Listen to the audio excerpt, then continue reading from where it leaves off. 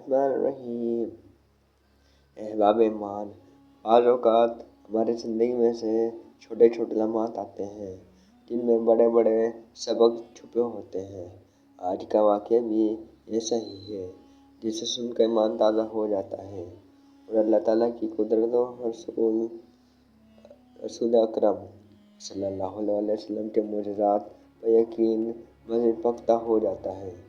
یہ واقعہ ہمیں یہ سکھاتا ہے کہ اللہ تعالیٰ کی برکتیں کبھی وسائل کی کمی پر منحصر نہیں ہوتی، بلکہ اخلاص اور نبی کریم صلی اللہ علیہ وسلم کی دعا سے تھوڑا بہت بھی بہت زیادہ ہو جاتا ہے۔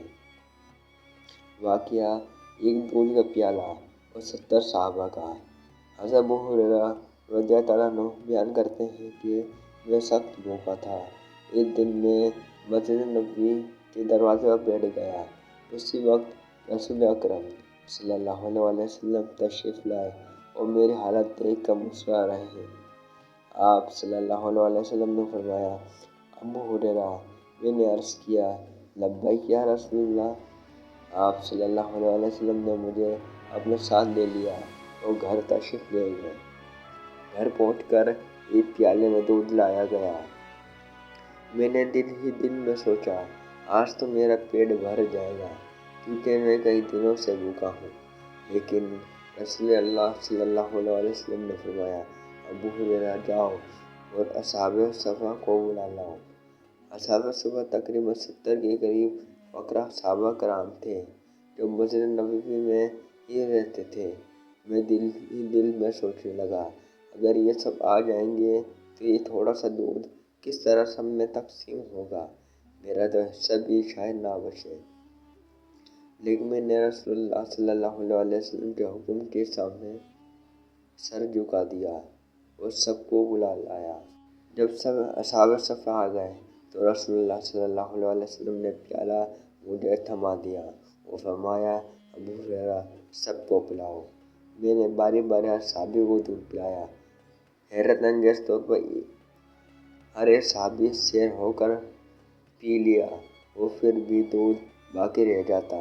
میں حیران تھا کہ یہ کس طرح ہو رہا ہے۔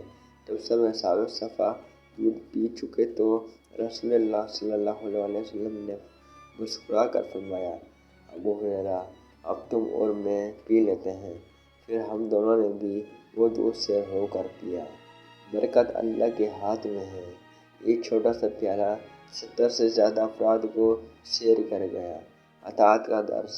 حضرت ابو ہریرہ رضی اللہ عنہ نے دل میں کچھ سوچا لیکن زبان سے رسول اللہ صلی اللہ علیہ وسلم کے حکم پر اعتراض نہ کیا۔ نبی کریم صلی اللہ علیہ وسلم کے معجزات۔ آپ صلی اللہ علیہ وسلم کے ہاتھوں کئی بار تھوڑا کھانا اور کچھ کثرت میں بدل گیا اور دودھ کثرت میں بدل گیا۔ سخاوت اور احسان۔ رسول اللہ صلی اللہ علیہ وسلم نے اپنے لیے نہیں بلکہ سب صحابہ کے لیے دعا فرمائی اور سب کو سیر کیا۔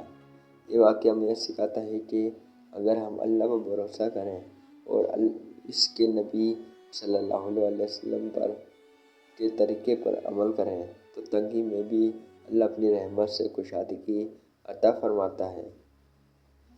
دوسرا واقعہ کھجوروں کی برکت کے حوالے سے ہے۔ حضرت ابو ہریرہ رضی اللہ عنہ فرماتے ہیں کہ میں ایک دن سخت بھوکا تھا۔ میرے پاس صرف چند کھجور تھیں جو امی نے اپنے کپڑے کے ایک چھوٹے سے تھیلے میں باندھ کر رکھ لی تھیں۔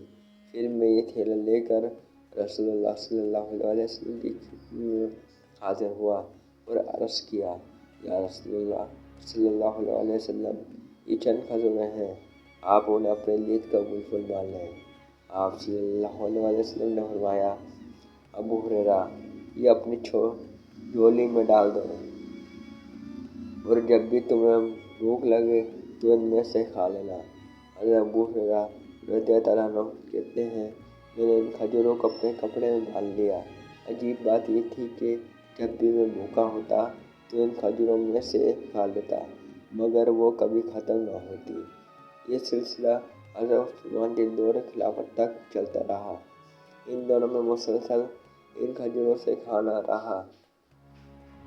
یہاں تک کہ جب حضرت عثمان رضی اللہ عنہ شہید ہوئے تو وہ تھیلا مجھ سے کھو گیا، ورنہ وہ کھجوریں کبھی ختم نہ ہوتی۔ اس ہمیں سبق ملتا ہے کہ صدقہ دینے میں برکت ہے۔